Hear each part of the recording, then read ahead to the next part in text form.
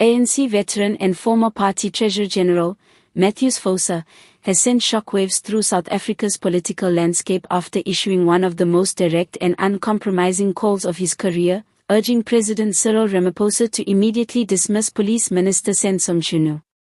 In a sharply worded statement that has already stirred intense debate within the movement, Phosa warned that the country could no longer afford soft leadership or polite excuses in the face of a collapsing policing system and an escalating national crime crisis. According to Phosa, Mchunu's leadership of the SAPS has failed to inspire confidence both within law enforcement ranks and among ordinary citizens who feel abandoned by a system meant to protect them. He argues that persistent crime spikes, unaddressed police corruption, administrative paralysis, and ongoing failures at station level reflect not only poor management but a lack of urgency at the highest political level. South Africans are living in fear while criminals roam with confidence, Phosa said in his remarks.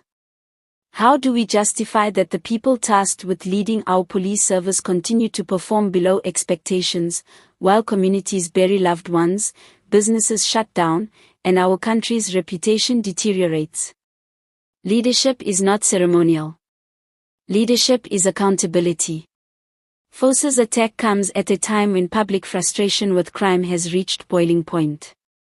Kidnappings, murders, extortion rackets, and organized crime syndicates continue to operate with near impunity. Several provinces have reported operational dysfunction, broken patrol vehicles, understaffed stations, delayed investigations, and chaotic morale among officers. For Phosa, these conditions are not random administrative issues but symptoms of failed oversight from the top. He insisted that Minister Mchunu's tenure has shown no bold interventions, no innovation, and no measurable improvement in the policing environment. Instead, he claims the ministry remains stuck in bureaucratic cycles while citizens are paying with their lives. Phosa also criticized what he described as the ANC's culture of politeness in addressing underperformance among senior leaders. He argued that retaining ineffective ministers for the sake of political unity or loyalty is a betrayal of the party's founding values and a threat to national stability. We cannot shield comrades while the nation bleeds, he said.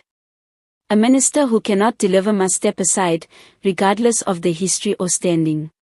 Observers within the ANC say Phosa's comments reflect a growing faction inside the party that wants Ramaphosa to take tougher and more decisive action on governance failures. Some insiders believe that quiet frustration with Mchunu's performance has been building for months but had not yet been voiced publicly at this scale. In calling for Mchunu's removal, Phosa emphasized that Ramaphosa's credibility is also on the line. A president is defined by the choices he makes in moments of crisis, he said.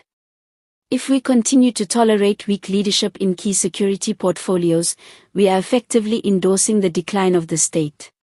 Whether Ramaphosa will act on Phosa's demand remains uncertain. However, the veteran's intervention has opened a new chapter in the debate over policing, accountability, and political responsibility. What is clear is that the pressure on Mchunu, and on the president himself, has now intensified dramatically.